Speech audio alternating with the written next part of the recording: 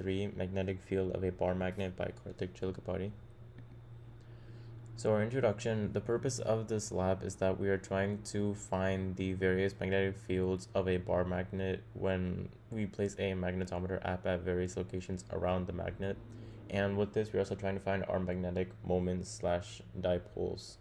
So our physics principles that we're using here, since we're trying to find magnetic fields, we need our basic magnetic fields equation, which is B equals mu naught over 4 pi times 1 over r cubed and 3 times the dot product of our magnetic dipole times the r hat vector minus the magnetic dipole.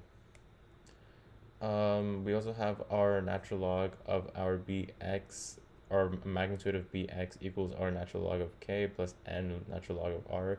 We can see this is in the form of y equals mx plus b, so we can use this equation to find some data that we need. And our b bar equals kr to the root of n.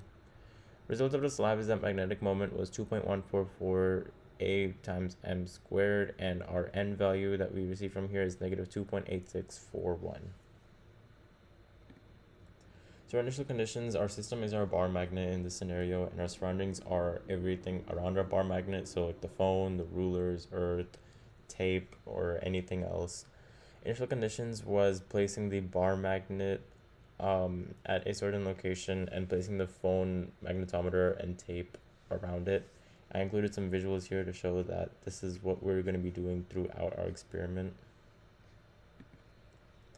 So experimental data, first we placed the magnetometer at various locations around the bar magnet, and these values next to the r are basically what magnetic field we're trying to get. So we recorded the distances that we got and what the magnetic field was at that moment.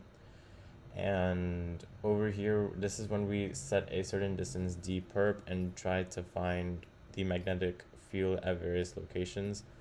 And here we can see that this created a graph of ln bx versus ln r, which the slope is our n value that we see here, and our y-intercept is ln k.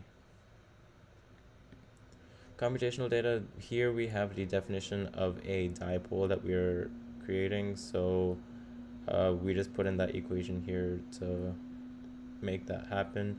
And to create our arrows of our visualization of which way the magnetic field is going, we basically created 6 different vectors, 4 perpendicular and 2 on axis with the distances that they are away from the bar magnet. And then we created our arrows using our dipole moments equation and created 6 arrows.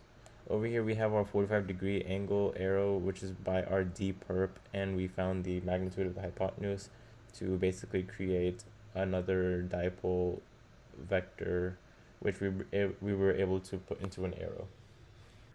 So here's our results from the computational model. We can see all of our 4 perp arrows and 2 of our on-axis arrows and our 45-degree angle arrow right here.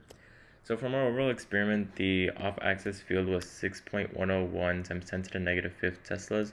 The computational off-axis field, which was find by taking the magnitude of this value right here, was 2.439 times 10 to the negative 5th teslas, and we can see that the percent difference here was about 60%. Some errors include that I wear some like metal bracelets and rings, so that could potentially skew the magnetometer's readings, and also there could be surrounding screws and tables or anything around us that has some sort of magnetic field from them. So our what if we hadn't oriented our experiment to compensate for magnetic north and had instead laid out our meter stick at some intermediate angle with respect to Earth's magnetic field, how would your results have changed?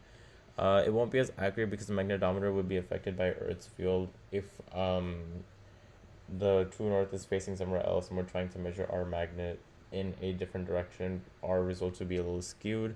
And if we were to stick 2 identical magnets together and run the experiment, what can we expect to change?